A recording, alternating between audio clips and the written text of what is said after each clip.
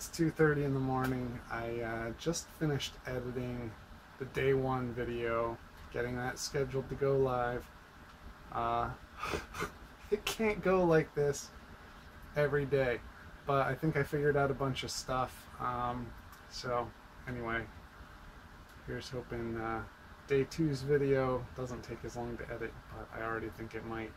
So, like a couple of you have said in your videos, one of the main reasons to do this is to figure out how to do it quick and fast. So that's what I'm gonna have to do. Can't stay up till 2:30 every night doing this. So anyway, I have an idea for tomorrow's thing, and we'll see how that goes.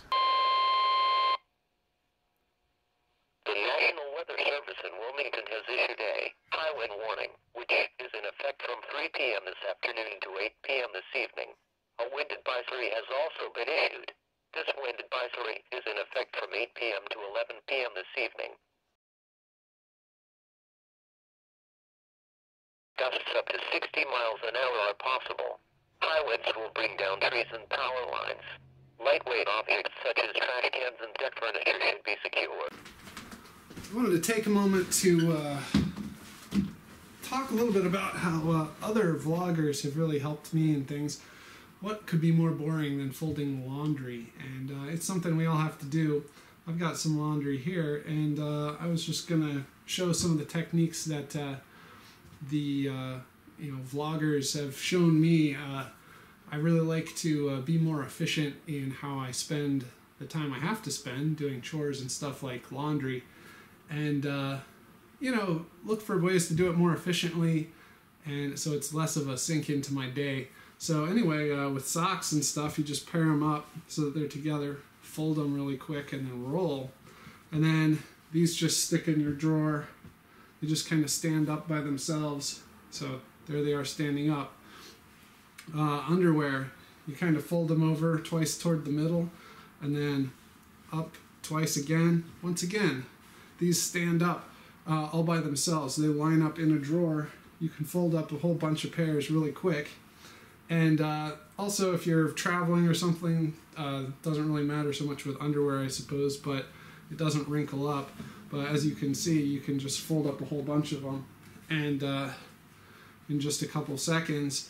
And I guess a lot of people might just leave them in a pile somewhere. But when they're all kind of lined up, they just take up a very little space in the drawer, and they're really easy to, I don't know if it matters to you what color you're wearing on a given day, then you can just really easily select them. So here I've sorted all of my underwear for the week, and there they all just stand up. So I'll just stick them in the drawer, and this is how much space they'll take up, just this very small amount. That lets me have more room for other things. I also like these big fluffy socks. I like to walk and hike a lot and stuff like that. So you just fold them in half, kind of a karate chop where you want to bend them, and then roll. And these, they're a little springier. I suppose you could get a rubber band or something, put it around it. But I tend to just pack them in the drawer enough that they might unwind a little bit. But if you get a bunch of them together, like these here, then you can kind of pack them in together like that. So there, the socks are done. Shirts are kind of interesting. So I've got this shirt. I normally use it as an undershirt, so it's kind of wrinkly right now, but doesn't really matter. So it's got a logo on the side. The trick here is you pick the logo that you want to remember the shirt by or whatever. So I like this kind of pixelated spaceship on it. You lay it down with the neck toward you, and get it reasonably flat. And it helps. Right now I'm doing it kind of on a stack of other shirts, but get it reasonably flat. Make sure, I usually go through and make sure they're all right side out. Kind of make a line down the center. Fold over the sleeves. Fold over the sleeves. Fold over into the middle. And then pull the far part away from you and fold it over twice. So there you've got the logo from the front of the shirt right there. And once again, it stands up all by itself. That's how you know that you've done it right. So here, do it a little closer so you can see. So it stands up by itself, so you can make a whole pile of these, and it goes pretty quick. If there's no design like this white shirt here, then I just you know, put the front down. And even if they are a little bit wrinkly, having them pressed together in this very tight and compact format tends to get some of the wrinkles out. So I don't think you know, this one actually came straight from a basket because I'm going to be doing a bunch of chores today. So it tends to get some of the wrinkles out of the ones that are in there for a while, like a couple weeks or whatever. But it's just a really fast process, and it's also, I always had trouble learning how to do it in a way that was quick, you know, and easy. You know, I was always folding them, and I didn't look like how it looked. I don't understand. I never worked in a clothing store. I have no idea how those people fold them so nicely all the time, because every time I want to try on a shirt in a clothing store, I can never get it back the way they had it. But, you know, this isn't for retail or anything. This is just for efficiency's sake. And I don't remember the name of the blogger. I might look up the video and post it in the description. Oh, face down. But it was a video called the KonMari method. I'd also seen one about how to speed fold a t-shirt. That way is really good if all you care about is speed and not space, if you just want to keep them in a vertical stack. But this approach, I like, you know, you can keep them kind of standing on end, and that takes up even less space. So I prefer this a little bit more. This would also, I don't really travel all that much, but if I did, I could just pack a whole bunch of stuff, and then if the TA wanted to get all up in my business and search my bags or whatever, I mean, maybe they'd unfold all my shirts looking for immigrants I'm smuggling or something. I don't know what they would be looking for in my suitcase, but I don't know. It'd be really quick and easy for me to fold everything right back up, so I probably wouldn't get all bent out of shape out of it from the work standpoint, just your typical civil liberties violation on their part. So this one here is kind of blank on the front, has a pattern on the back. You know, I have a couple of black shirts, so I just want to be able to tell them apart. So whatever the largest pattern is, I just go and put that there. And down the center, the video that I'll post on the KonMari method, she does a lot better job than I do about showing how to do the actual process. The name of the game here is just to show how quick it is, and I really love that. Quick, low space consumption, very minimalist. I'm not, you know, I guess I'm kind of naturally minimalist. I just like to maximize the amount of time I spend doing the things I like, so I like to minimize the amount of time I spend doing things I don't like, and this approach just helps. So here's a shirt with a nice large logo. It goes face down. This one will probably show up really well against the surface I'm working on here. So anyway, here we go. Folding it in, folding it back like this, like that. Done. Here you can see all of those shirts. Let's see, that's 8 shirts, and they just take up this much space. And this is right about, this is the depth of my drawer too that I keep it in. So really, I mean, it's maybe like 1.25 foot long of space it takes up. That's just, I think that's really handy. And as you can see, you can tell just by looking, it's like bookends in a library or whatever. You can just skim down and see exactly what shirt is which. These are undershirts. I usually organize them, the ones I typically wear on the outside versus ones on the inside. So these would be the outermost shirts, and then these would be more undershirt type things. Here are the plain ones, and then here are the print ones. So there, I've reorganized them all. Super easy. It's kind of reusing muscle memory you might already have from sorting books or something like that. So anyway, just wanted to show you some of the things that I've learned from other vloggers that I really appreciate. They give me more spare time, and they've really changed the way that I live my life because I have more time to do what I want. And here's a quick bit of how they go into the drawer. So I just go and stick some of those in there. Stick this in here. Sometimes I organize them by color or subject matter, whatever. But there, I even have space for a couple of more and plenty of room in the back in this particular drawer.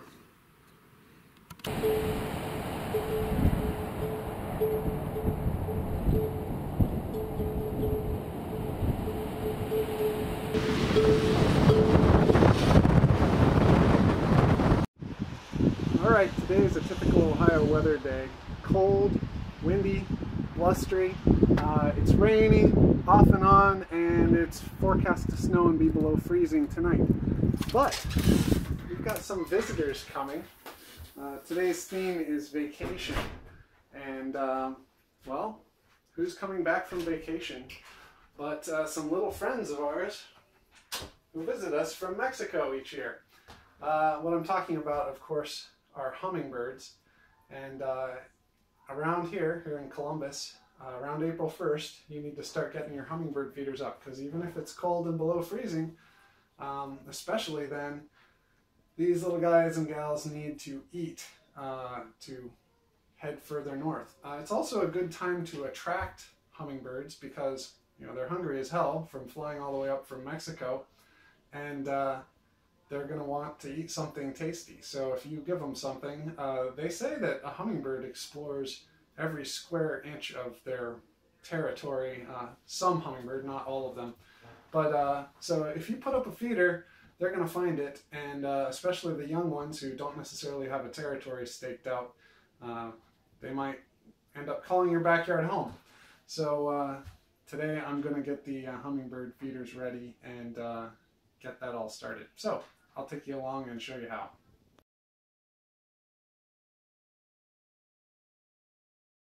To make the recipe for artificial flower nectar, we're just going to mix 1 part ordinary white cane sugar into 4 parts water.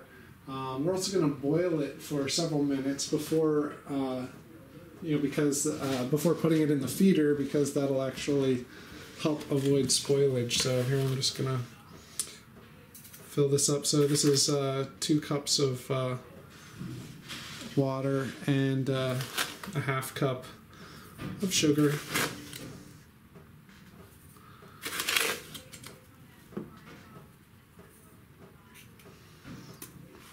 All right.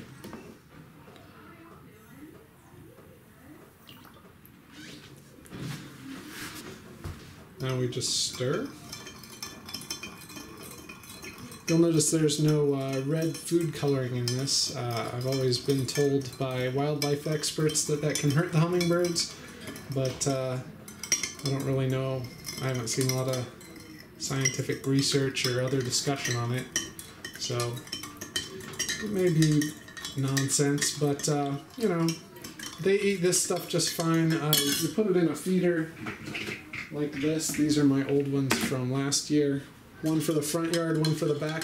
They tend to be pretty territorial, and one will go, one might be defending the front while the other might be defending the back, and they're just happier if they can go around the side of the building and get more hummingbird food that way. So, alright, I'll stick it in the microwave next, minus the spoon. And here we go into the microwave.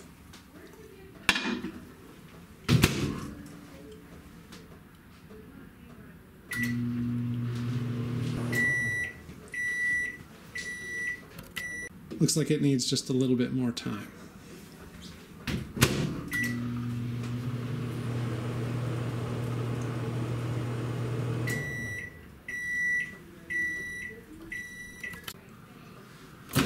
Alright, now it's been boiling for a minute or so, and we just need to let it cool down before we put it in the hummingbird feeders, because they're made of plastic and they would melt.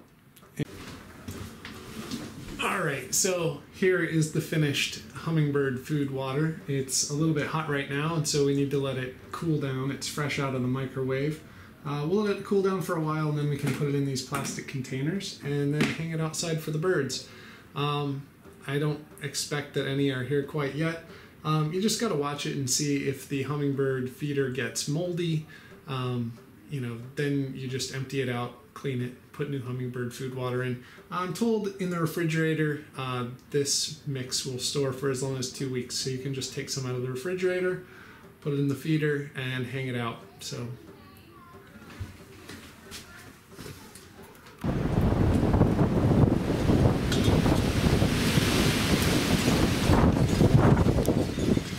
Well, I just had lights flickering and heard some transformer frying noises, so stepped outside to take a look, but I don't hear the sound anymore. It must have already gone out, and the power must have already been cut over to the backup or something.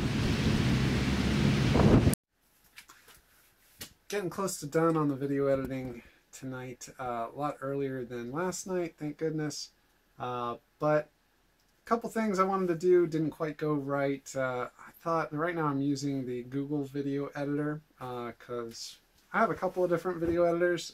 There's one from GoPro that I have. It's pretty nice, except I can't get it to install right now, so I'm working with support on figuring out why. I've got another one that came with a Panasonic camcorder. It's okay, just, I don't know, I wanted to see what I could get done with the just built-in tools. I think things would be a lot less frustrating that way. Also, one of the problems is you have to upload all the content ahead of time, so I've had to upload a whole bunch of stuff. I tried to do it throughout the day, but it hasn't really worked out. I just checked, there are a couple of videos. One video I wanted to get in here was had 289 minutes remaining on the upload, so I don't know, just working out some kinks with what the capabilities are and what I can do. I think I might invest in a little bit of video editing software. So I've seen some pretty good stuff out there, highly rated stuff that I'm sure I could take care of. And then I wouldn't have to wait on a lot of uploads. I could do everything locally. So anyway, yeah, I think I'm going to wrap it up about here. Just wanted to let you in, finally let you know the topic today was supposed to be where I'd go on vacation. We talked a little bit about that with the hummingbirds. No, I don't want to go to Mexico particularly. I mean, it seems like a nice place to visit and all, but you know, not on my short list. Really, in keeping with the theme of my blog, being like a future technology thing, I'd really like to go to vacation on the moon. So, yeah, can't really do it now, but unlike a lot of vacation spots, I can look up and see it just about any time I want. Unfortunately, it was cloudy today. But I did shoot some moon video a couple weeks ago, so I'm pretty excited about how much detail I was able to get just with a camcorder shot of the moon. But anyway, I'll wrap up the video today with that, and please remember to subscribe to find out what new techniques I develop and improve over time. So over the next 30 days. So anyway, thanks for watching.